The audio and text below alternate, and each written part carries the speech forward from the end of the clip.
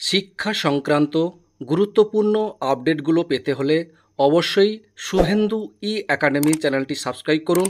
পাশে থাকা bell আইকনটিতে click করে ভিডিওটি বেশি বেশি করে শেয়ার করুন। নমস্কার, আপনি দেখছেন শুভেন্দু একাডেমিক ইউটিউব চ্যানেল। প্রাথমিক শিক্ষক শিক্ষিকাদের বেতন বৈষম্য দূর করতে রায় কোর্টের। দেখুন, এই সংক্রান্ত গুরুত্বপূর্ণ একটা আপডেট উঠে এসেছে। দেখুন, এক দশক আগে বিএড উত্তীর্ণ প্রাথমিক শিক্ষকদের ক্ষেত্রে ব্রিজ কোর্স বাধ্যতামূলক করেছিল সর্বভারতীয় নিয়ামক সংস্থা এনসিটি, কিন্তু এতদিনও এ রাজ্যে সেই কোর্স চালু করতে পারেনি তারা।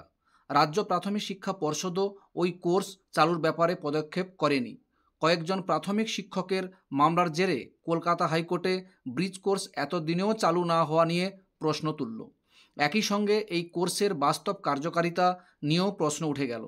এই কোর্স না করা কয়েক হাজার বিএড উত্তীর্ণ প্রাথমিক শিক্ষককে রাজ্য নিজেদের দায়িত্বে এ ক্যাটাগরির শিক্ষক হিসাবে চিহ্নিত করে উচ্চ স্কেলে বেতন দেওয়ার বৈষম্যের অভিযোগও উঠেছে।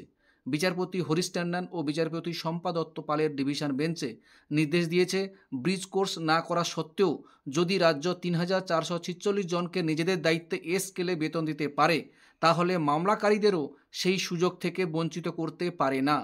তাদেরও এ ক্যাটাগরির শিক্ষক গণ্য করে উচ্চ স্কেলে বেতন দেওয়ার নির্দেশ দিয়েছে ডিভিশন বেঞ্চ। ওয়ালিউর রহমান সহ একদল বিএড উত্তীর্ণ প্রাথমিক শিক্ষক হাইকোর্টে মামলা করে অভিযোগ করেন, কিছু শিক্ষক তাদের সমগোত্রীয় হওয়া সত্ত্বেও রাজ্য তাদের উচ্চ হারে বেতন দিচ্ছে।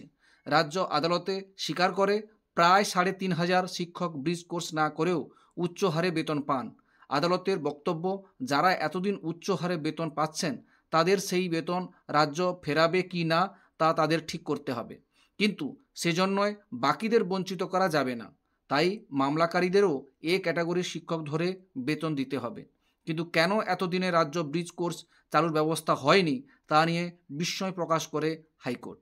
এই ছিল একটা আপডেট, আমাদের সঙ্গে শেয়ার করলাম। ভিডিওটি দেখার জন্য অসংখ্য অসংখ্য ধন্যবাদ।